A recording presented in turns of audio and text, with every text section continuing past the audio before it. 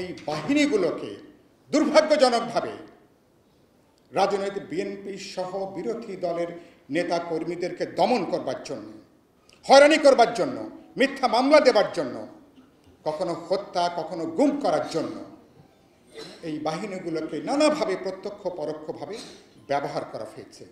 তাদের অপরাধটা হচ্ছে আমাদের রাষ্ট্রের প্রজাতন্ত্রের এই পেশাদার বাহিনীগুলোকে এই সরকার দলীয় বাহিনী হিসাবে তারা ব্যবহার করেছেন। ফলে বাহিনীগুলোর যে সুনাম, তার যে মর্যাদা, তার যে সম্মান, সেটাকে তারা ভুলুণ্ঠিত করেছেন, নষ্ট করেছেন। এর দায়িত্ব অবশ্যই সরকার এবং সরকারি দলকে বহন করতে হবে।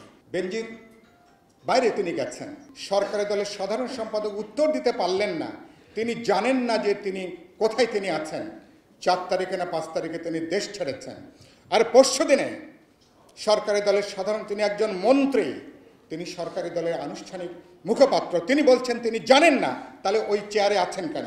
ওই দায়িত্বে সেখানে আপনি আছেন কেন? আপনি এই প্রশ্ন নাগরিক হিসাবে করবার সুযোগ আছে কিনা? নিশ্চয়ই এই প্রশ্ন করবার সুযোগ আছে। তার মানে এটা কি? তার মানে গোটা রাষ্ট্র প্রশাসন সরকারের তাদের নজরদারির মধ্যেই তাকে তারা বিদেশে যাবার জন্য তারা তাকে অনুমতি দিয়েছেন। বাস্তবে সরকার গত 15 বছরে তাদের অবৈধ জবরদস্তির ক্ষমতাকে বহাল রাখতে যে এদেরকে যা খুশি করবার একটা লাইসেন্স তারা দিয়ে দিয়েছে।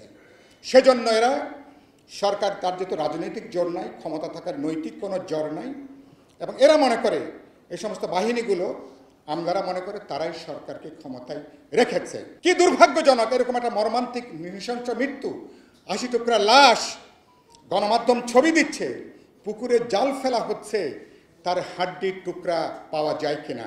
যেভাবে মাছ ধরে হাড্ডির টুকরা, মাংসের টুকরা খুঁজে পাওয়ার জন্য দুদেশের গোয়েন্দারা তারা তৎপর, এবং তারা হাড্ডির টুকরার জন্য তারা জাল ফেলে দেখছে। বাথরুমের ফ্লাশে নাকি কমোডে, এবং তার নাকি কয়েক কেজি নাকি মাংস পাওয়া গেছে। এবং এটা কত মর্মান্তিক, নৃশংস!